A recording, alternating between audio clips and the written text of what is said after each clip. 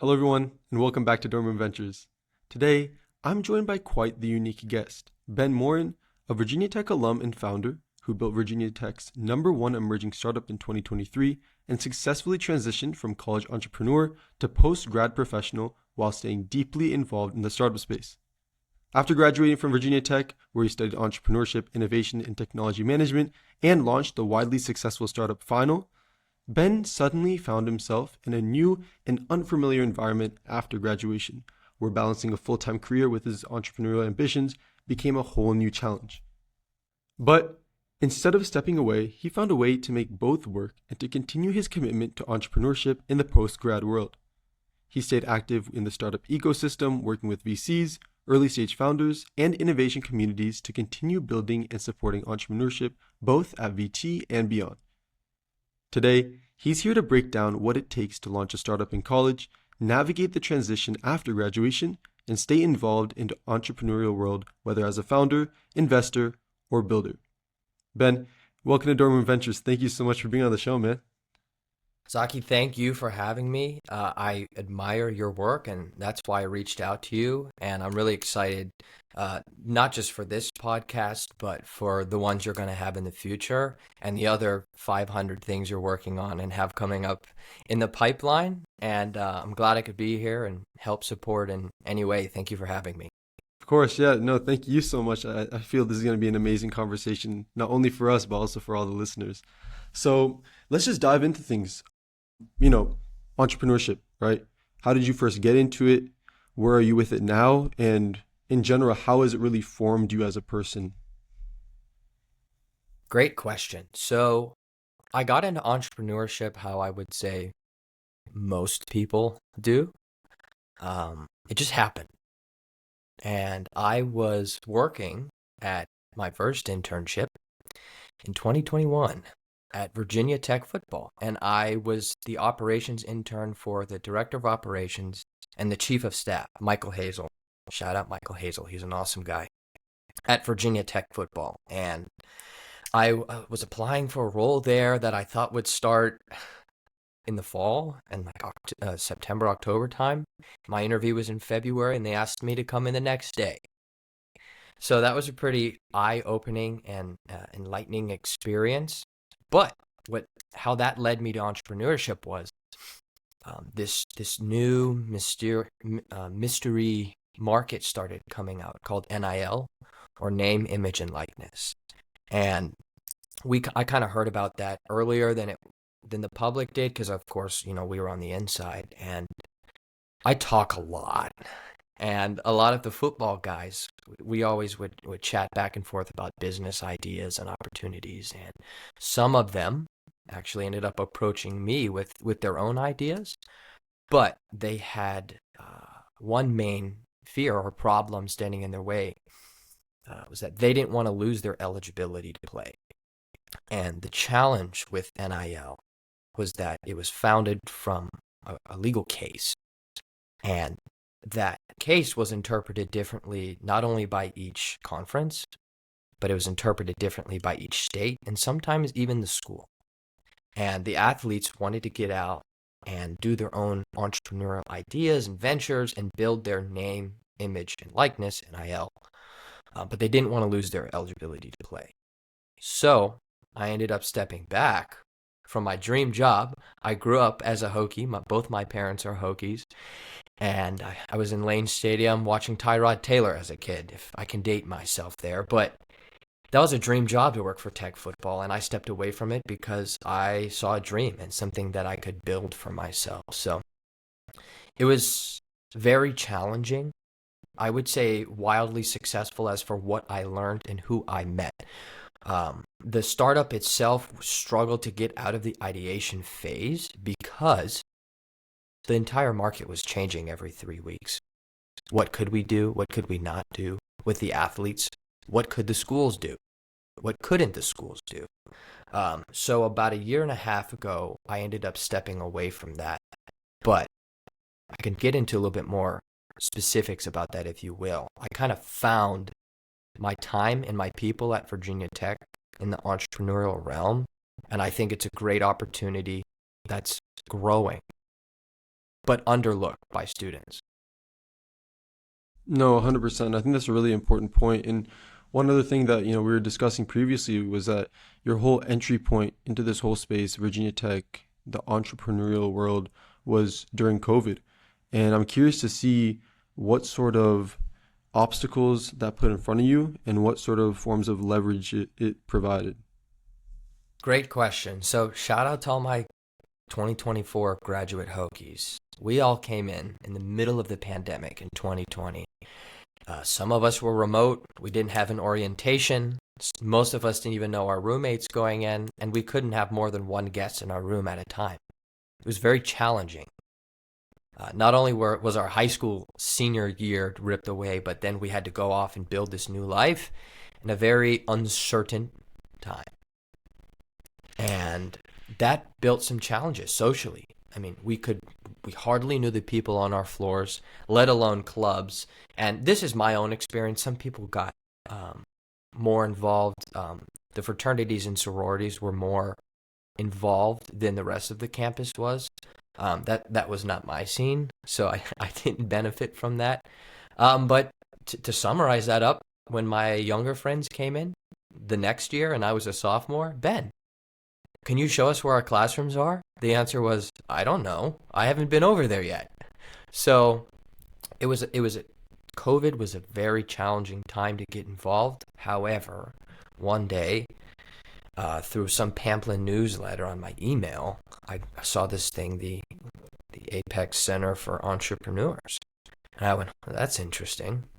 And this was before my time at Tech football, or around the same time. But I walked in that space and my mind was blown. I don't know if you guys are familiar of where that space is, but it's on Main Street, just up the hill past Hokie House. I believe it's above PK's. It's an amazing space. You go up to the top floor, windows everywhere. There's always people in there. Even the engineers, they have their vertical monitors, which, if you ever see someone with a vertical monitor, they're cooking up something crazy on that computer. But I walked in there and there was a buzz, and there was a fire within most people, and everywhere you went, somebody had an awesome idea, and I went, oh my gosh, these are my people. And Sean Collins, he was a great person, and he's still there at Apex, and he welcomed us in with open arms. And Teresa McCoy, she was my Virginia Tech mother, if you will. I just spoke to her the other day. She's an awesome person. But the folks there at Apex really welcomed me, and eventually my co-founder, Harry Chalklaughter, in with open arms, and it kind of blew up from there. And I can go into some more experiences about that if you'd like, but that's kind of the COVID struggle and how Apex sort of pulled me out of that. Of course, yeah, and of course I'd love to hear more about those experiences, how it ended up, shifting over time and what it taught you about the whole space in general over the years. Okay, awesome. So I walk away from Tech football and I decide with my co-founder Harry, who we actually had the same idea at the same time, the same day. And we text each other it, and we realize, oh my gosh, that's got to be a sign, right? Like how crazy is that? And it wasn't quite the NIL compliance, solution platform for the athletes. It was a bit of a different idea, but it grew into that. And some things I can start thinking about. So when you go into the Apex Center, they've got hundreds of students signed up for their general activities, and they've got sometimes they've got weekly events. They've got Meet the Founders, where they'll have people like your previous guest, Mr. Rob Cummings, come in and get to speak to them. And at that time, I've never spoken to a CEO quite like this. Like, this is exciting. And everybody there was pitching ideas, building pitch decks, business plans, MVPs, trying to raise money, you name it. And Harry, again, my co-founder, and I we pretty much lived there. There was a running joke. There was a room in the back, the private meeting room. And Teresa, who used to run the space, used to say, do you want me to make the bed? Or are you guys not coming back? So we spent a lot of time there, and one of the more memorable moments that I can remember was Apex sent Harry and I as FYNIL, the company, Find Your NIL, to go up and represent Virginia Tech at New York Tech Week. And I remember the second time I went, you were actually there as well. But Mm-hmm. the first time, we went and met two amazing people. Ben Weiss, who founded Bywater, if you've ever heard of it. BAI with the little leaf over top, I like to say. And Wynn Sheridan, who is a great friend of mine, and we keep in contact to this day, who founded Apex Systems. He's an awesome Hokie, passionate Hokie, and we always chop it up about tech football whenever we see each other. But Harry and I went to Ben Weiss's new company's headquarters in New Jersey, right outside of Princeton. And his new company is called Crook and Marker. They're coming out. You might have seen them in grocery stores. It's another beverage brand. But Ben Weiss, underneath that headquarters, had a speakeasy in his basement. It was a once-in-a-lifetime insane. It was just, I'll never forget it. And you walk down the stairs underneath their company headquarters. You go through a long, dark tunnel. And there's rocks everywhere. And then he opens this big double doors, and I hate to use the word man cave, but it's what comes to mind. There's like a bar down there. There's a bunch of very important things to him. It was very personalized, and the whole space told his entrepreneurial story. What was also down there was what used to be the set of Fox Business's $1 billion idea, which is very similar to Shark Tank. And we had to pitch on that set. It wasn't recording live, otherwise I'd pull up the footage right now, but it was not live. But we got to pitch on the set. And I'll never forget, he goes, "Hey, Ben, Harry, this is Ben Weiss. I've been looking forward to your pitch all day. Why don't you guys go first?" Okay, great. We get up there. Our pitch is about 5 minutes, and we've got it down. We won and what I referenced was the demo day for the Apex Center for Entrepreneurs, their kind of flagship event every year, if you will. And that's what this check behind me is for. So we can pitch. We had to pitch down. I kid you not. We get up there. All right, 1 minute, go. And we bombed it, to be completely transparent. Our pitch was 5 minutes. That's what we were prepared for. And because I'm so stubborn, we actually ended up taking his feedback and saying, we're going to go again. And we went again, and we actually killed it the second time. And it was just a great learning experience. It was a bunch of other Hokie entrepreneurs. And that's just one of the many, many blessings and opportunities that the Apex Center presented me that I'll never forget. I'll never forget that moment. Of course. No, that's one heck of an experience right there. Yeah. Wow. No No, kidding. I could only imagine the whole stress of pitching, doing a quick elevator pitch or whatever it may be. It can be a lot. Yeah. Especially when they're just like 1 minute go. That's a lot, man. Yeah, but it was 1 minute go when we're on the stage, So Wow. but you know what? That's how you learn. You got to get up there. Hmm. You have to fail. That's one of the best ways to learn. And really all it takes is getting up there and trying, and you'll get to where you should be. 100%, 100%. Very well said. So obviously you have your fair share of experiences in this regard.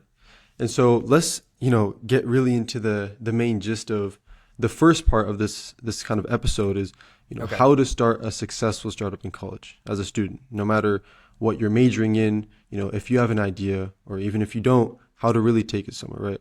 Okay. So, how should students in general go about finding a startup idea while in college? So let's say someone doesn't have an idea, but they know they want to get into something. What do you recommend they do first thing? I sort of have two rules that I like to stick to. You don't want to create a product in search of a problem.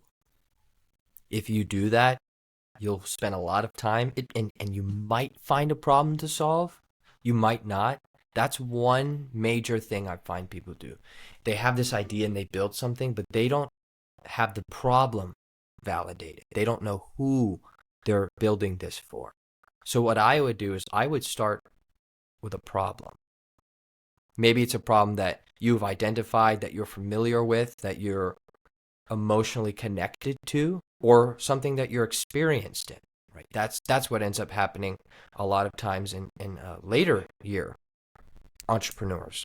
They're experts in their field. They've been there for 20 years and they know a problem that they could solve better than anybody. That's number one. Don't start a product in search of a problem. Don't start a solution in search of a problem. And to play off of that, the second point, if you have one paying customer, you have a business. And I have to shout out Professor Ron Poff because he introduced me to the Lean Startup Canvas. And that's what I like to go by. Quick iterations, right? You have to get either beta users if you're developing something and get iterations quickly, in my opinion, or start with a paying customer, right? And you can say to the customer, okay, I know you've got this problem. How can we solve it for you and have you pay us for that? Almost every business never reaches that point. Okay, so I would not start a product or service in search of a problem. I would start with a customer, somebody that's ideally willing to pay you for a product or a service and build it for them. I always say if you have one paying customer, you have a business. That's where I would start. 100% very well said. And I think, going off of that point, when you look at the idea of like solutions in search of a problem, AI just takes over that space. I mean, oh my God, it can, let me tell you, whenever I go to these networking events, like I remember, like just a while ago, they had a huge tech conference. I think it was somewhere in the Bay Area. And it was just like some of the most, they called it, I remember TechCrunch made an article on it, they called it AI slop.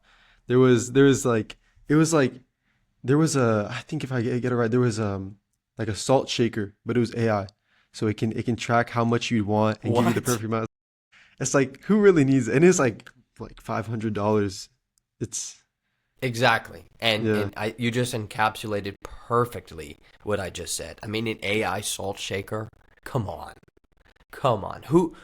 No individual has ever said, I would be willing to pay because I need an AI salt shaker, right?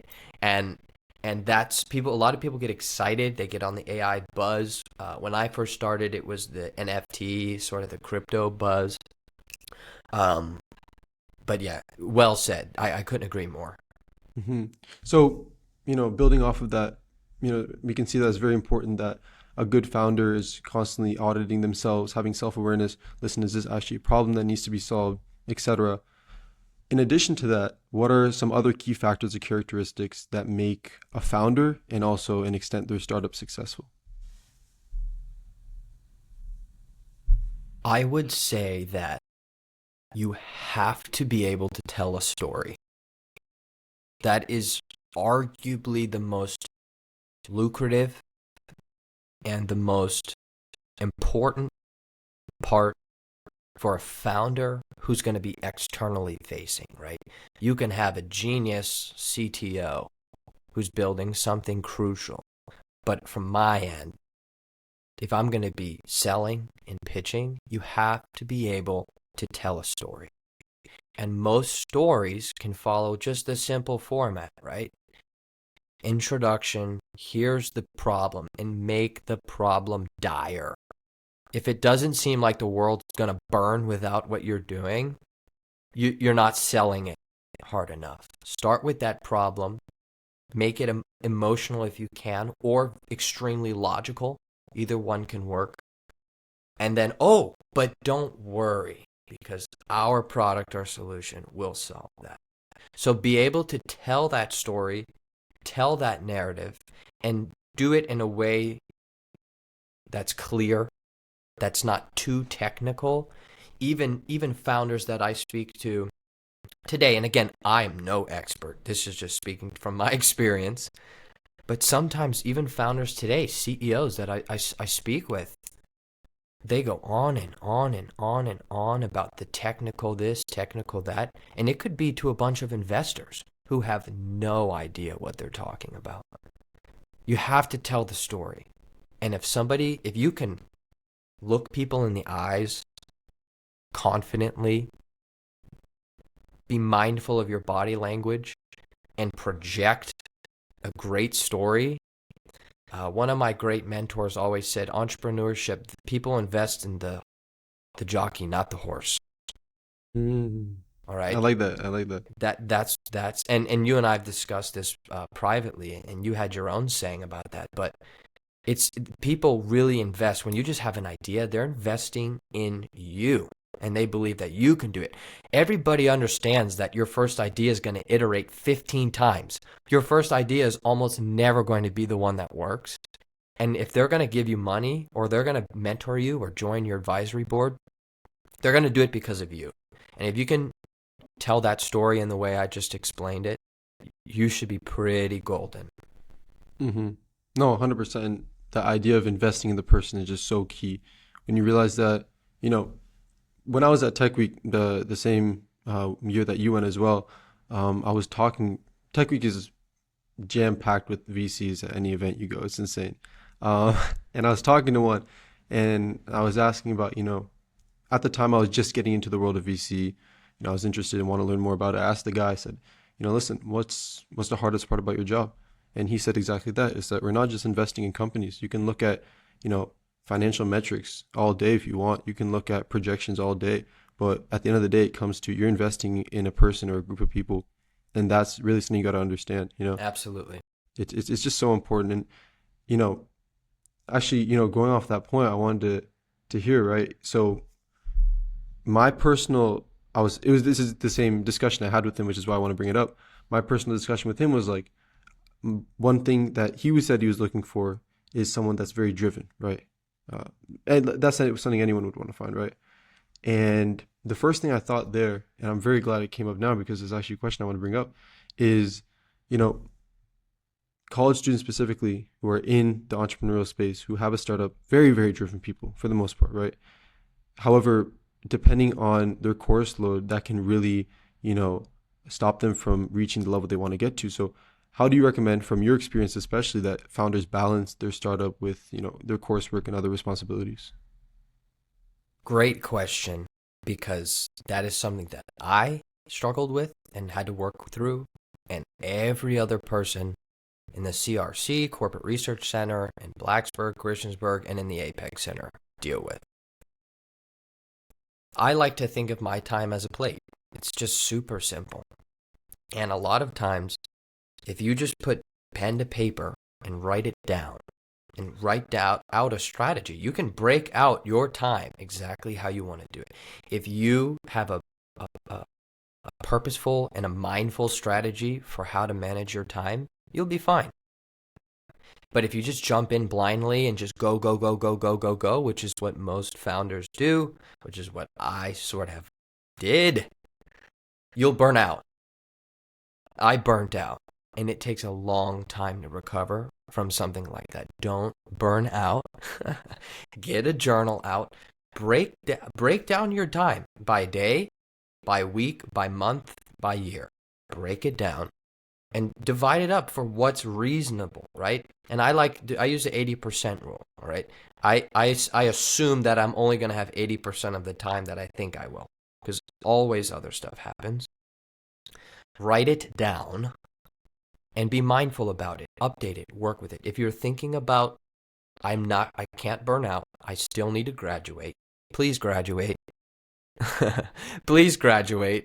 I'm speaking for all the mothers out there. Please graduate. You can do both. It's okay. Unless you're about to raise $10 million, please graduate. But that's what I would say. I would say be mindful about it. Think about it. If it's in the front of your thought and you have a written plan, maybe not in your notes, get a pen out and write it down. You'll be okay. For you engineers out there, I was a business student, so best of luck to you, because I know your workload is maybe a little more challenging. But the same thing applies for all. It's I would say get out and do it. Don't wait. For all you entrepreneur majors out there, I'm speaking directly to you. You can't just learn that in a classroom. If you want to learn entrepreneurship, walk over to the Apex Center, get some chicken nuggets from PK's, take them upstairs, sign in, and just start. But again, start with the problem, because if now's the time you can afford to build something and learn from it.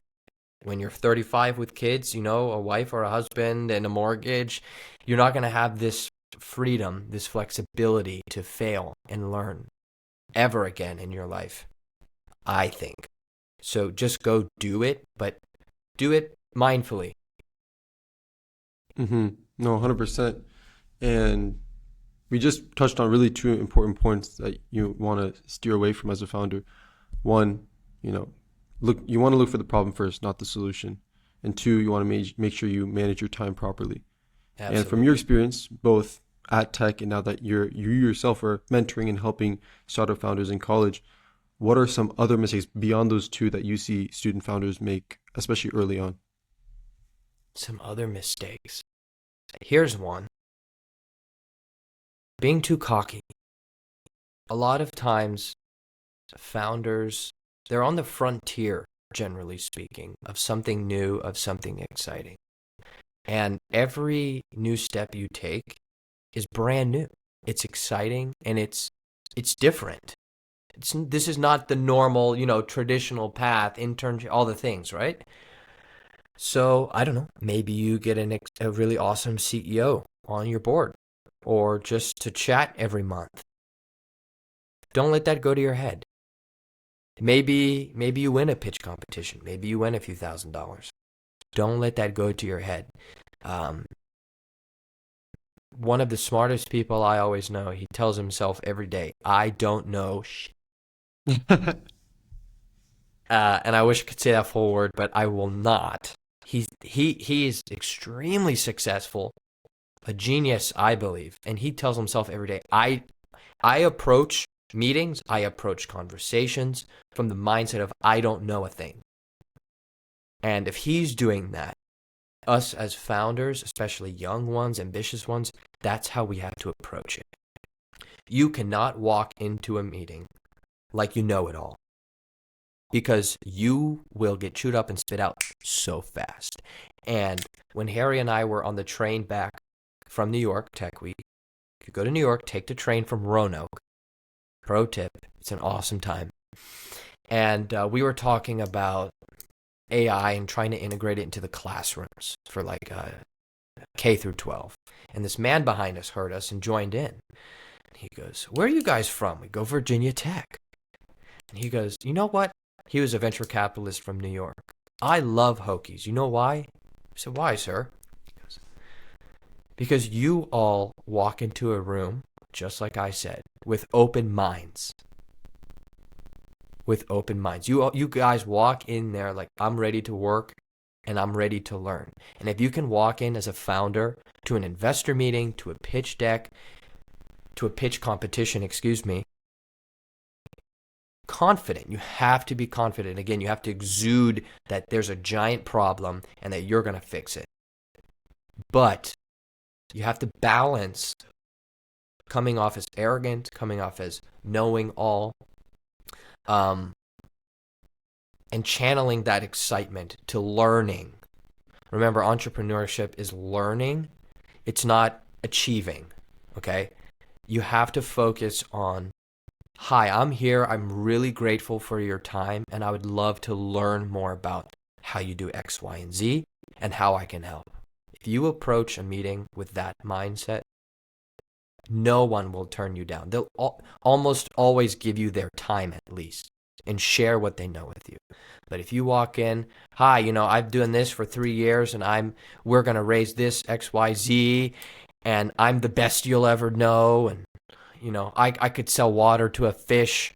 No one's going to take you seriously, because the most successful CEOs, even they acknowledge every day that they're not the smartest person in the room.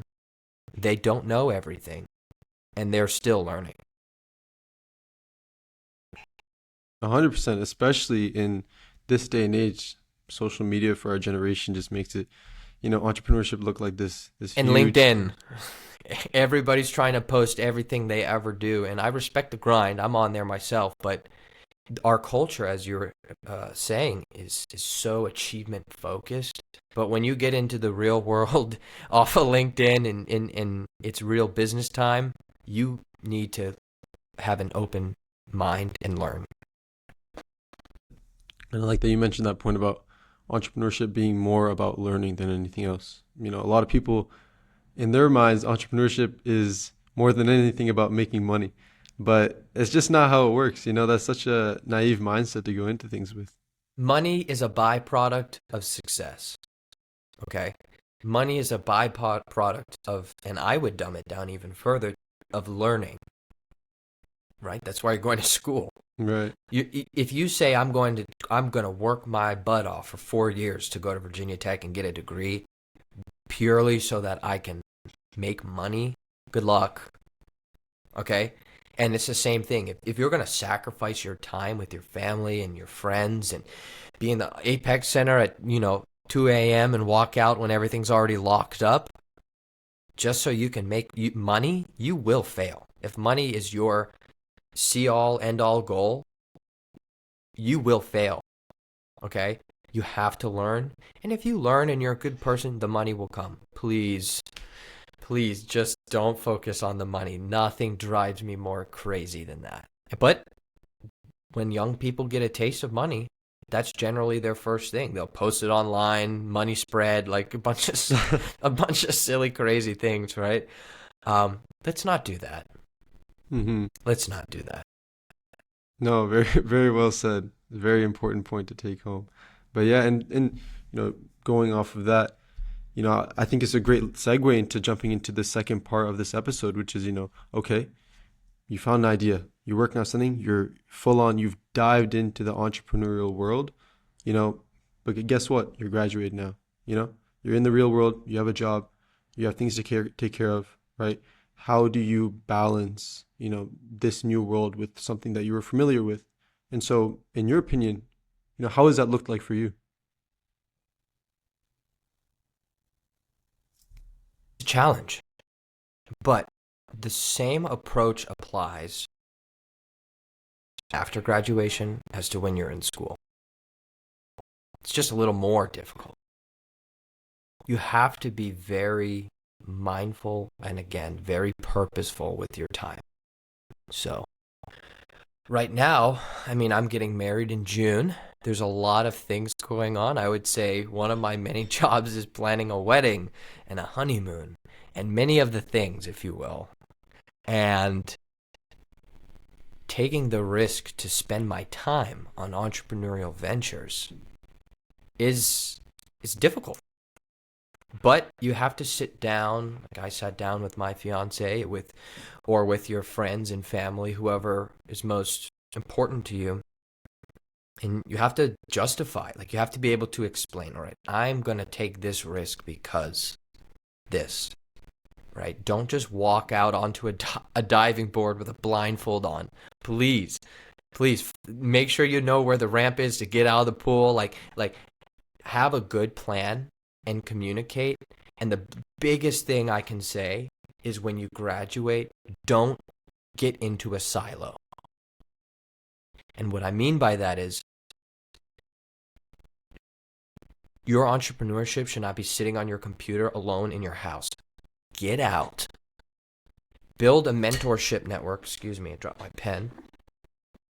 Build a mentorship network and build a team of people around you that can support you.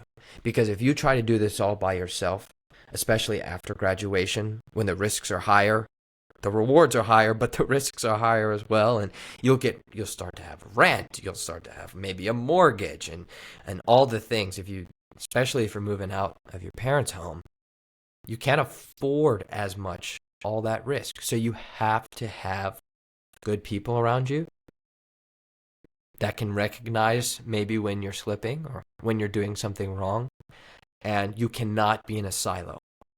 Okay, I came up here back to Northern Virginia where I was born And I missed the Apex Center. Okay, I missed all of the world's best founders who are Hokie alumni driving down and visiting us in Blacksburg, 5 times a week, events all over the place. I missed that. And I made, again, a conscious choice. It's a challenging one to go seek people, get out of my silo. I went to a blue venture cyber forum, and they're a notable venture capital firm in Northern Virginia. And I said, okay, I want to go to this forum, and I went to sign up, and it was $400 for a ticket. And I said, oh, absolutely not doing that. Can't justify that, if you know what I'm saying. And I didn't stop there, though. So I reached out to the folks there at Blue Ventures, and I said, how can I go? And they actually said, oh, we have a volunteer program where if you volunteer X amount of time, we'll let you in for free. So I took my twin brother with me. I took my friend from high school with me, and I grabbed a whole team, right? Don't stay in your silo.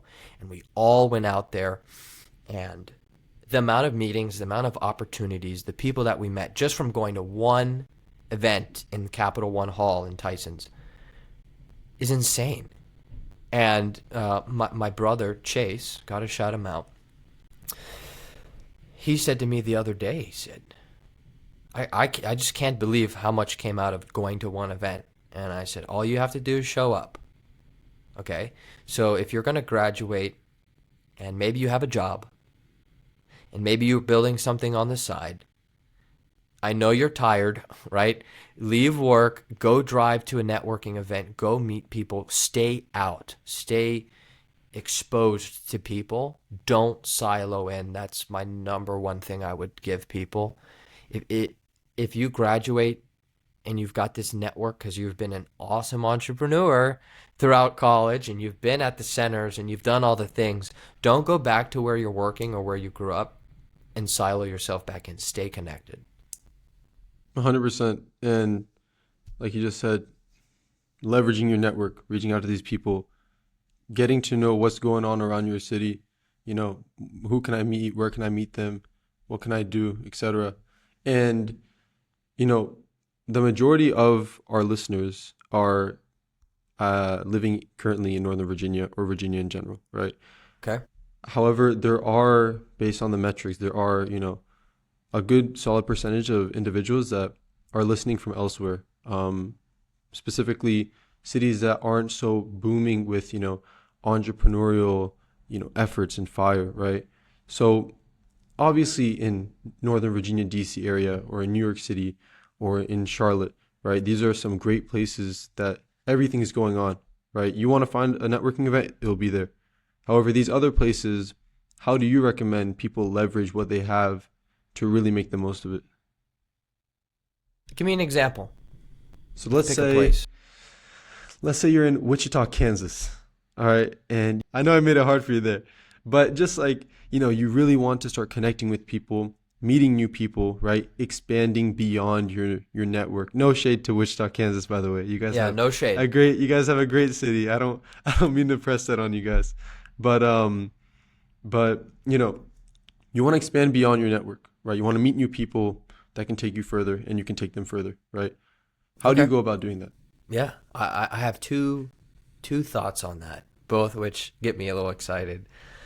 There's entrepreneurs everywhere.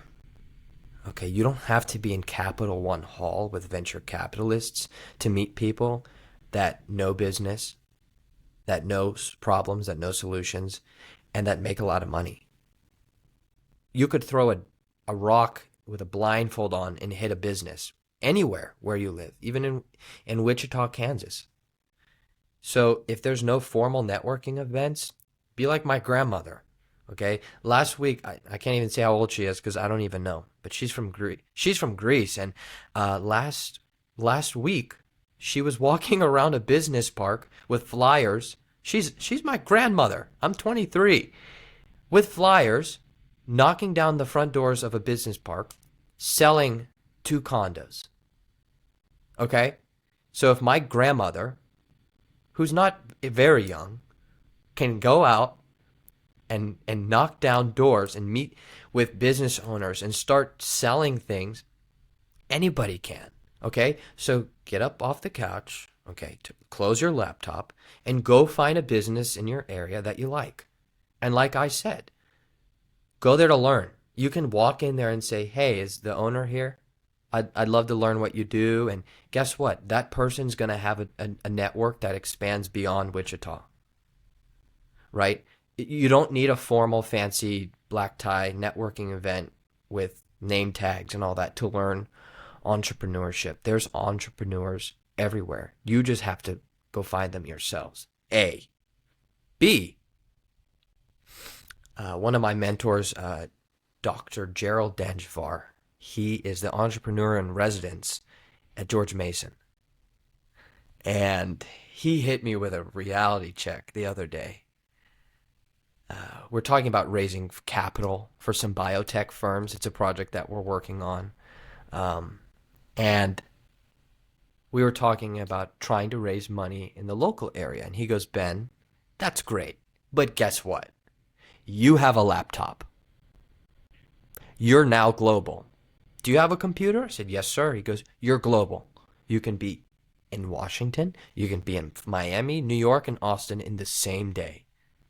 Right? So you have to find that balance. You can't be on your computer 24/7. At least I can't. It would drive me mad.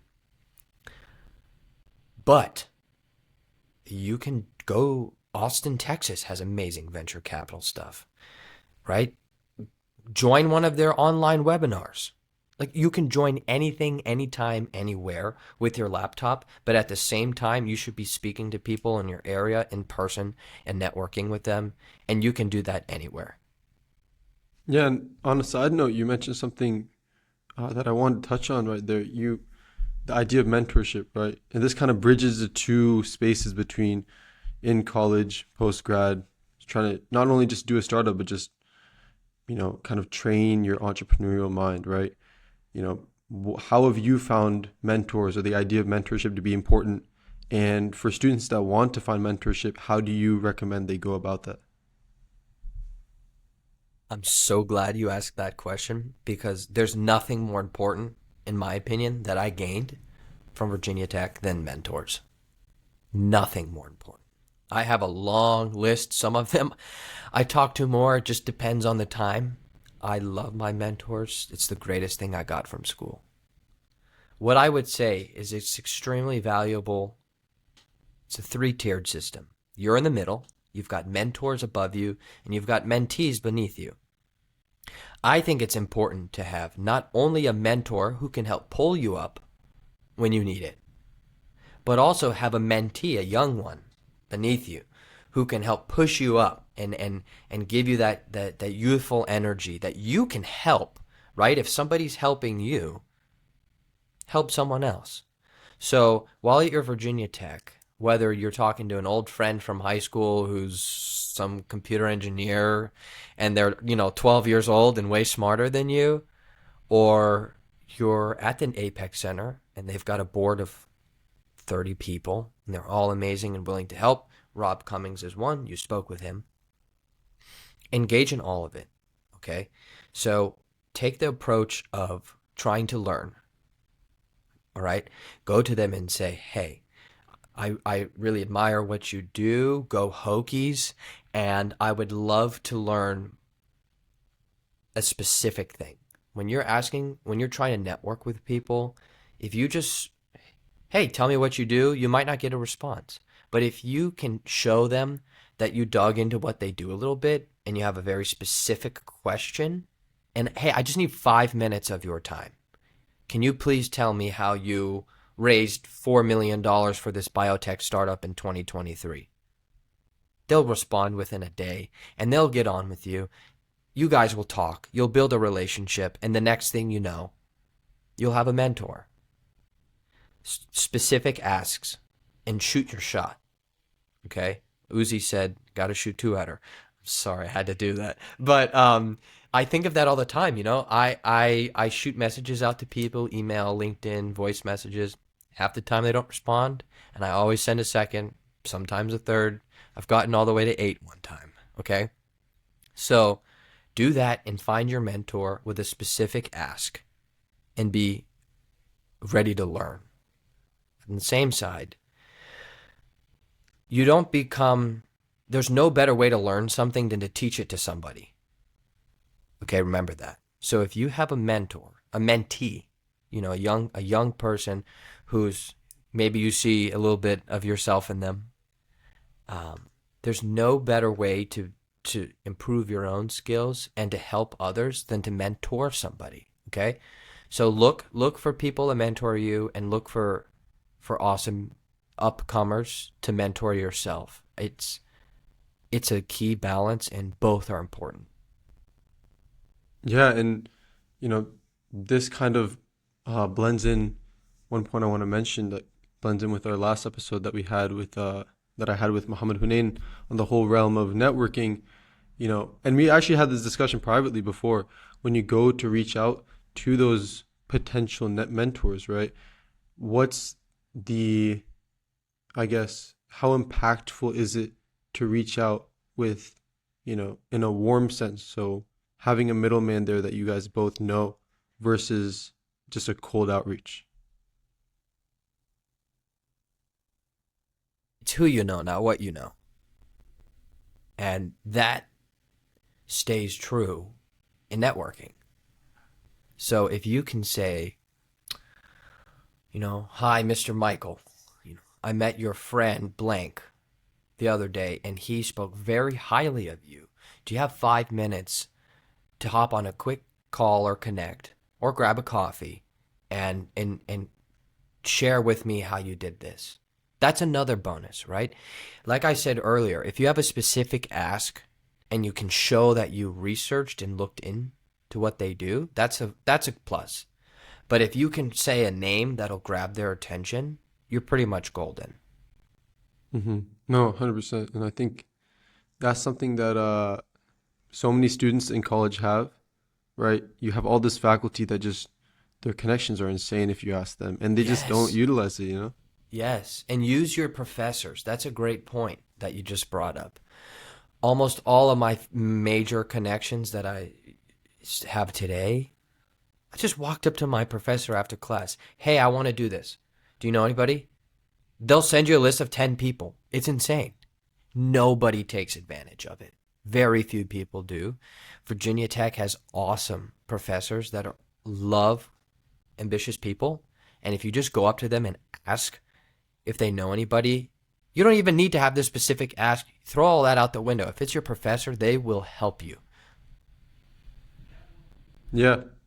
From my personal experience as well, it was shocking because when you go from high school where everything's kind of superficial, your teacher teaches you, that's basically as far as it goes. At college, they really want to help you. They want to see you succeed beyond the books, Absolutely. Yeah, it's huge. So kind of wrapping up, this whole episode and, taking home a few takeaways and advice, starting first with the first part, creating a startup in college. Just in one way, what's your best advice for a student founder looking to build a startup in college? I know that's general, but if you could give one piece of advice, what would that be? Start. It's very simple. The only way to learn is to actually do it. You can read all the LinkedIn articles, all the slideshows in your classroom. That's great. That'll arm you with some baseline knowledge. Entrepreneurship is an act, and it's a challenge. And the only way to do it, to learn, is to do it. And doing it can be failing. Fail now, please. If you tell me that you're an entrepreneur and you're a freshman and sophomore and you've already failed 2 businesses, I'll give you a hug. I'm not kidding.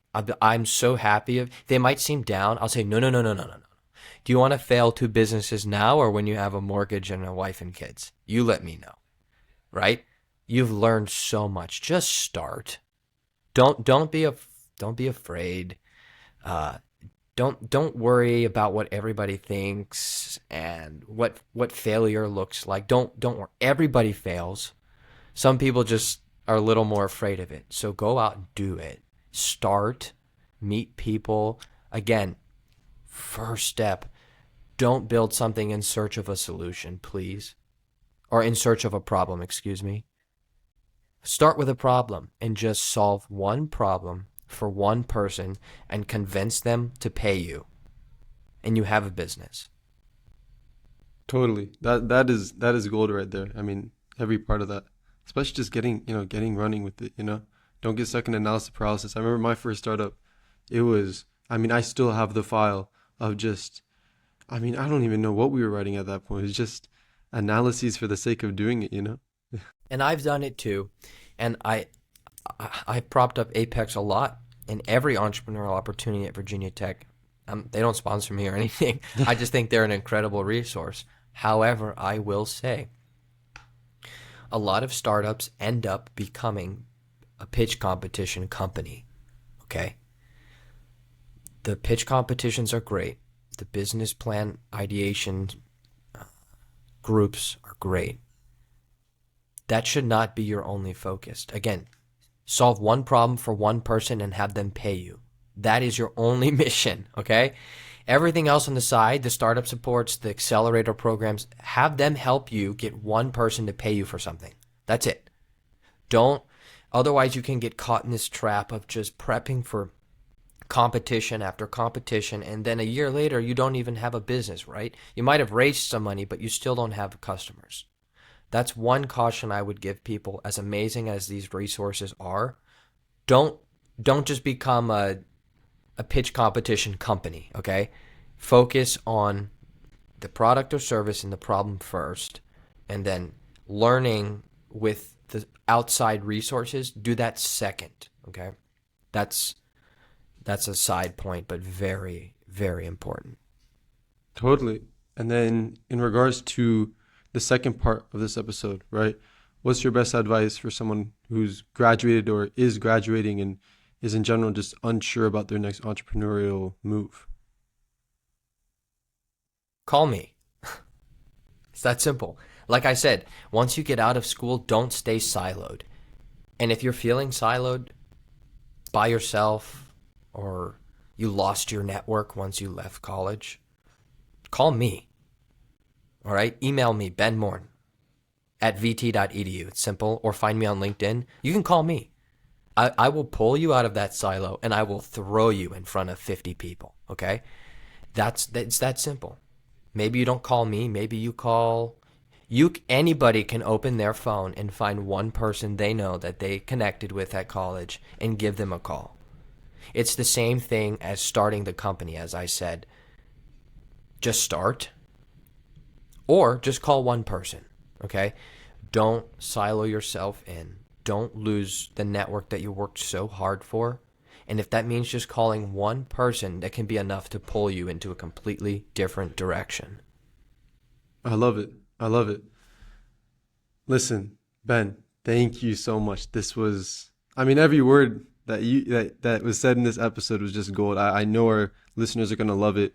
This is something that's been on their mind for so long. I know that from my personal experience and people that I talk to, I think that, taking, that first step and, taking all your advice is definitely something that can be extremely helpful, especially in the college space.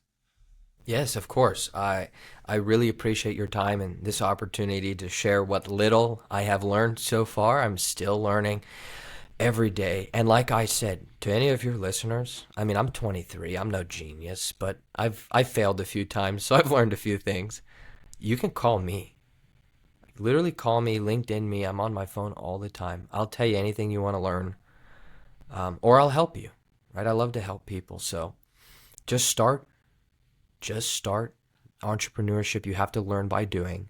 And don't silo yourself in once you graduate. Just call somebody. That's it. That simple. 100%. Well, once again, thank you so much, Ben. I appreciate your time and all of your advice. And I look forward to staying in touch, man. Thank you. And go Hokies. Go Hokies. Let's do this. All right. Have a good one. It's good to see you. All right. Bye-bye.